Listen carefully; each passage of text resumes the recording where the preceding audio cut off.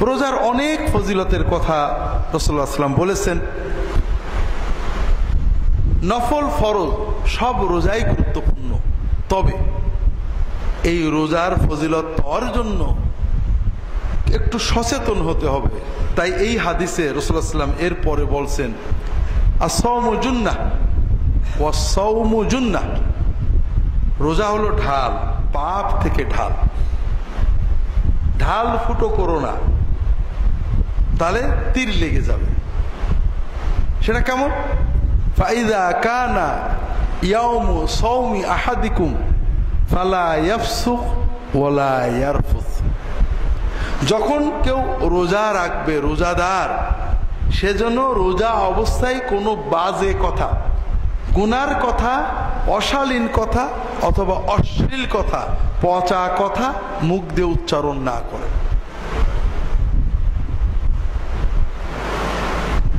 অশালীন কথা, কর্কশ কথা, গালি দেওয়ার কথা, বাপমা তুলে কথা, অথবা এমন কথা, স্ল্যাং কথা যেগুলো আমরা সমাজে বলি, অমকের পুত, তমকের পুত, এইসব কথা, অশালীন বাজে কথা যেগুলো অশ্লীলতা প্রকাশ করে, কোনো কথা রোজা রেখে বলা যাবে না। রাসূলুল্লাহ সাল্লাল্লাহু আলাইহি ওয়াসাল্লাম এত কথা বাদ দিয়ে এই কথা বললেন কেন? কারণ যারা দিনদার মুসলমান, তারা সাধারণত কেউ মানুষ খুন করে বেড়ায় না, কেউ মানুষের মাথায় লাঠি মারে না, চাঁদাবাজি করে না। আমরা যে গুনাহটা সবচেয়ে বেশি করি সেটা হলো জবানের গুনাহ। আমরা সবাই সকাল থেকে সন্ধ্যা পর্যন্ত যত গুনাহ করি তার 90% বা 95% কিন্তু জবান দিয়ে করি। ছেলে, স্ত্রী, প্রতিবেশী, কাজের মানুষ,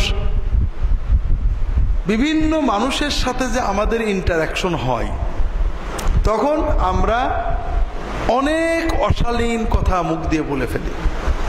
আমরা বুঝিও না যে এগুলো গুনাহ, অথচ আল্লাহ রাসূল সাল্লাল্লাহু আলাইহি ওয়াসাল্লাম বলেছেন, হাল ইয়াকুবুল মিনসানা আলা উজুহিহিম ফিন্নার ইল্লা হাসাইদু আলসিনাতিহিম, মানুষদেরকে জাহান্নামে ফেলবে, উপুড় করে জাহান্নামে ফেলবে, তার মূল কারণ হলো তার জবান। জবান জবান আল্লাহ তাআলা আমাদের জবানটা দিয়েছে। আমাদের অনেকগুলো অঙ্গ প্রত্যঙ্গ আছে, হাত, হাতের গুনাহ আছে, চোখ, চোখের গুনাহ আছে, পা, পায়ের গুনাহ আছে, কিন্তু সবচেয়ে বেশি গুনাহ করি আমরা কি দিয়ে? জবান দিয়ে। এটা আমরা বুঝি না। আমরা মনে করি আল্লাহ মেশিনটা বানিয়ে দিয়েছে, ট্যাক্সও লাগে না, ব্যাটারিও দেওয়া লাগে না, রিচার্জও করা লাগে না, মাশাআল্লাহ। বিশেষ করে বাঙালি, চায়ের দোকানে 100 কথা, বউয়ের কাছে বসলে 500 কথা, দোকানে বসলে 300 কথা, কথা অটো বেরিয়ে যাচ্ছে। আর আল্লাহ বলছেন, ওমা ইয়ালফিযু মিন কাউলিন ইল্লা লাদাইহি রাকিবুন আতীদ, বান্দা প্রত্যেকটা কথা জবান দিয়ে ঠপাস করে বেরোয়, আল্লাহর ফেরেশতা ওটা লিখে ফেলে, একটা কথাও বাদ দেয় না। ওমা ইয়ালফিযু মিন কাউলিন, একটা সিঙ্গেল শব্দ, বাক্য যদি সে বলে, তার যে রাহারাদার, তার যে ওয়াচার তাকে সংরক্ষণ করছে, সে ওটা লিখে ফেলে।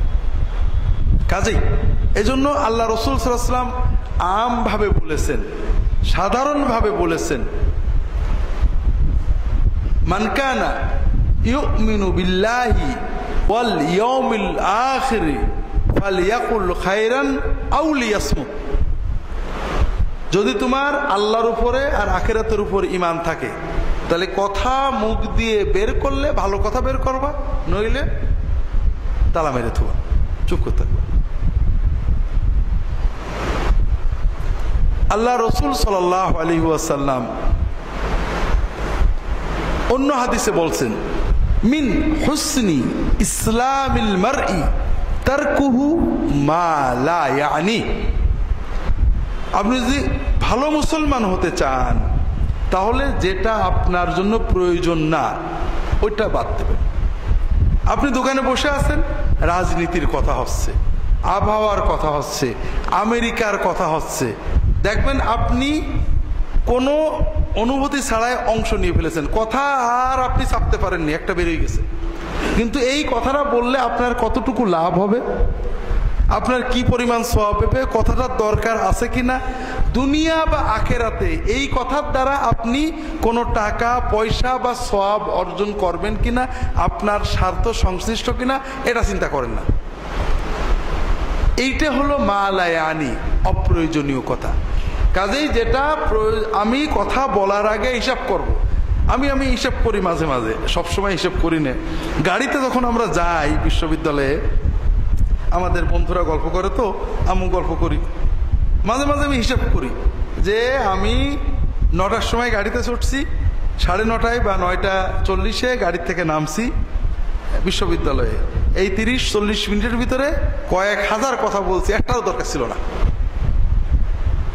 একটা কথা উঠলো হয়তো রাজনীতি নিয়ে, ফট করে একটা মন্তব্য করলাম। একটা কথা উঠলো হয়তো আবহাওয়া নিয়ে, একটা মন্তব্য করলাম। একটা কথা উঠলো সৌদি আরব নিয়ে, ইয়ামান নিয়ে, আইসিস নিয়ে, একটা মন্তব্য করে দিলাম। তার সাথে আরেকজন একটা মন্তব্য করলো, অথবা আমাদের ব্যক্তিগত হাসি তামাশা, একজনকে একটা খুঁচা মারলাম, আরেকজন একটা খুঁচা মারলো। এইভাবে যতগুলো কথা বললাম, দেখা গেল এই 40 মিনিটে হয়তো প্রায় 400টা শব্দ আমার মুখ দিয়ে বেরিয়েছে মিনিমাম। এবং এই শব্দগুলোর একটা দ্বারা আমার কোনো সওয়াব হয়নি, বরং কিছু গুনাহ হয়েছে। আমি যদি এই সময়টা চুপ থাকতাম, কোনো সমস্যা হতো না, আমাকে কেউ খারাপ বলতো না, আমি নিরাপদে থাকতাম, রিল্যাক্স, ব্রেনটা রিল্যাক্স থাকতো। আর যদি এর বদলে আমি এই 40 মিনিট জিকির করতাম, তাহলে কয়েক হাজার সুবহানাল্লাহ অথবা কয়েকশো দরুদ পড়তে পারতাম। কিন্তু হয় না, কথা শুনতে শুনতে দেখা গেল ফস করে একটা কথা মুখ দিয়ে বেরিয়ে গেল। যখন এইটা আপনি কন্ট্রোল করতে পারবেন, তখন আপনি ভালো মুসলমান হয়ে যাবেন।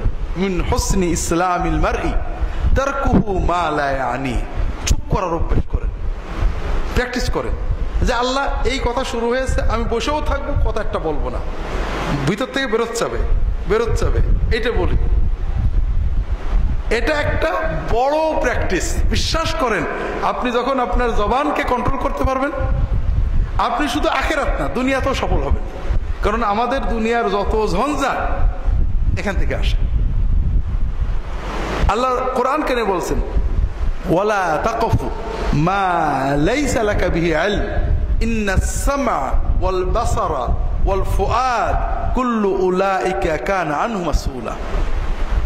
যেটা ব্যাপারে তোমার ইলম নেই, জ্ঞান নেই, সুস্পষ্ট জানা নেই, আন্দাজে অস্পষ্ট জ্ঞান দ্বারা লোকের কথার ভিত্তিতে তার পিছনে চলো না, সে বিষয়ে মন্তব্য করো না, সন্দেহ করো না, কল্পনা করো না, এগুলো করো না। কারণ তোমার কান, চোখ, অন্তর প্রত্যেকটার ব্যাপারে আল্লাহ কিয়ামতের দিনে জিজ্ঞাসা করবেন। এজন্য জবানকে সংহত করা সবচেয়ে বড় জিনিস। আপনি রেগে গেছেন, এটা খারাপ, তো রাগ আসলে কখন খারাপ হবে? যখন জবান খুললো। প্রচন্ড রেগেছেন, তালা মারা আছে, খুব একটা সমস্যা নেই। কিন্তু যখন জবান খুলে দিলেন, তখন আর ঠেকাতে পারবেন না। এজন্য জবানটাকে কন্ট্রোল করা, এটা আমাদের ইমানদারদের, বিশেষ করে আপনারা যারা আমাদের আস-সুন্নাহ ট্রাস্টে সুন্নাতের জন্য আসেন। আমি সারা বাংলাদেশে প্রয়োজনে অপ্রয়োজনে যেতে হয়। একজন মানুষ 50 বছর দিনদার, সমাজের ট্র্যাডিশনাল দিনদার, আলেমুল আমাদের কাছে যান, পীর সাহেবদের কাছে যান, শবে বরাত পালন করেন, শবে কদর পালন করেন, কিন্তু হালাল হারাম সম্পর্কে সচেতন না। অনেক পাবেন, কিন্তু আমি নিজে দেখি অনেক জায়গায় যাই, তাওহীদ এবং সুন্নত বোঝে, সহিহ সুন্নতের আলোকে যারা দিনদার, তারা দিনদারির শুরুতেই দেখবেন দাড়ি রেখে ফেলেছে লম্বা, চাকরি 3টে বাদ দিয়েছে হারামের ভয়ে, পর্দার ব্যাপারে সচেতন, অর্থাৎ দিনের হালাল হারাম এগুলোর ব্যাপারে খুবই সচেতনতা আসে। কারণ তারা বোঝে যে আমার আমল নিয়ে আমাকে আল্লাহর কাছে যেতে হবে। আর তাদের জন্য এই আমল কিন্তু কষ্ট লাগে না। আপনারা মনে করেন দাঁড়িয়ে রাখা বলতে কি কষ্টের কাজ, মোটেও কষ্টের কাজ না, তার আনন্দের কাজ, তার ভালো লাগে, তার ভিতরে স্যাটিসফ্যাকশন আছে, তৃপ্তি আছে, আনন্দ লাগে। তার ওই হারাম চাকরিটা ছেড়ে দিয়ে একটু কষ্ট হলো হালাল চাকরিতে থাকতে তার মজা লাগে, কষ্ট হয় না, কারণ ঈমান তাকে সহযোগিতা করে। এই জন্য কোরআন এবং সুন্নাহ যে বিষয়টা আমাদের সর্বোচ্চ গুরুত্ব দিয়েছে সেটা হলো ভাইরা এই জবান। আমি আজকে জবান নিয়ে বেশি বলবো না, শুধু সিয়াম কেন্দ্রিক কথাগুলোই বেশি বলবো, কারণ আমাদের রমজানের আরো কিছু মাসলা মাসাইল আছে। আমরা তো মাজলিসুস সুন্নাহ রমাদানেও আর হবে না, রমাদানে আমরা করতে পারি না। ইনশাআল্লাহ রমাদানের পরে অর্থাৎ জুলাই মাসেরটা হবে না, আগস্ট মাসেরটা ইনশাআল্লাহ হবে যদি আল্লাহ তাআলা আমাদের বাঁচিয়ে রাখেন। এই জন্য রমাদানের আরো মাসলা আমাদের আলোচনা করতে হবে। তবে রমাদানে বিশেষ করে রোজা অবস্থায় রাসূলুল্লাহ সাল্লাল্লাহু আলাইহি ওয়াসাল্লাম এই জবানের কথা কেন বললেন, বিশেষ করে জুন মাসে এটা কেন দরকার? কারণ জুন মাসের গরম এবং বাঙালি মেজাজের গরম আর পেটের ক্ষুধার কারণে গরম, তিন গরম এক জায়গায় হয়ে, পিপাসার গরম, ক্ষুধার গরম, আবহাওয়ার গরম, বাঙালি মেজাজের গরম, এই চার গরম এক জায়গা হয়ে রোজা অবস্থায় আমরা সহজেই বিস্ফোরণ হয়, অর্থাৎ বাস্ট হয়ে যায়। যে কথাই রোজার আগে রাগিনি ওই রকম একটা কথাই রোজার ভিতরে রাগ হয়ে যায়, বউয়ের সাথে, কাস্টমারের সাথে, কর্মচারীর সাথে বাজে কথা বলে ফেলি, এরকম কি ঘটে নাকি? এই জন্যই রাসূলুল্লাহ সাল্লাল্লাহু আলাইহি ওয়াসাল্লাম সাবধান করলেন যে এই চার গরমকে একসাথে সংরক্ষণ করতে হবে। রোজা অবস্থায় তুমি নিজেকে বারবার অটো সাজেশন মেসেজ দেবে, আমি রোজা আছি, আমি কিন্তু রোজা। প্রচন্ড পিপাসায় তুমি পানি খাওনি, কারণ তোমার কাল মেসেজ নিচ্ছে রোজা, রোজা আছি, খাওয়া যাবে না। প্রচন্ড ক্ষুধায় তুমি খাবার খাওনি, কারণ তোমার অন্তর মেসেজ নিচ্ছে তুমি রোজাদার, খেতে পারবে না। ঠিক এই কন্টিনিউয়াস মেসেজটা আপনাকে দিতে হবে, আমি রাখতে পারবো না, আমি তো রোজা। আল্লাহ রাসূল সাল্লাল্লাহু আলাইহি ওয়াসাল্লামের জন্য বলছেন, ফাইন সাবাহু আহাদুন আও কাতালাহু, যদি কেউ তোমাকে, কোন রোজাদারকে গালি দেয়, আপনি রাখবেন না, রাগেননি, কিন্তু গায়ে পড়ে আপনাকে রাগিয়ে দিয়েছে, বাজে কথা বলেছে, গালি দিয়েছে, আও কাতালাহু, মারামারি করতে চলে এসেছে, ফালিয়াকুল ইন্নী ইমরুউন সাইম, সেজন্য বলে যে আমি রোজা আছি। তার মানে আপনি নিজে তো রাখবেন নাই, কেউ যদি রিয়াকশনারি রাগ তৈরি করে আপনি তাও রাখবেন না। এই মানের রাগ কন্ট্রোল যদি আপনি করতে পারেন তাহলে আপনার রোজা সফল, রোজা ঢাল। আর না হলে ঢাল কিন্তু ফুটো হয়ে গেল, আর ঠেকাতে পারবে না।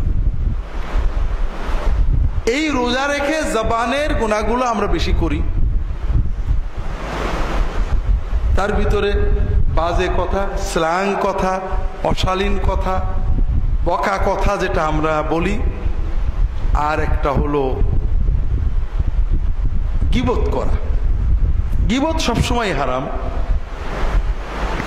তবে রোজার সাথে তার একটা সম্পর্ক আছে। রোজা মানে কি?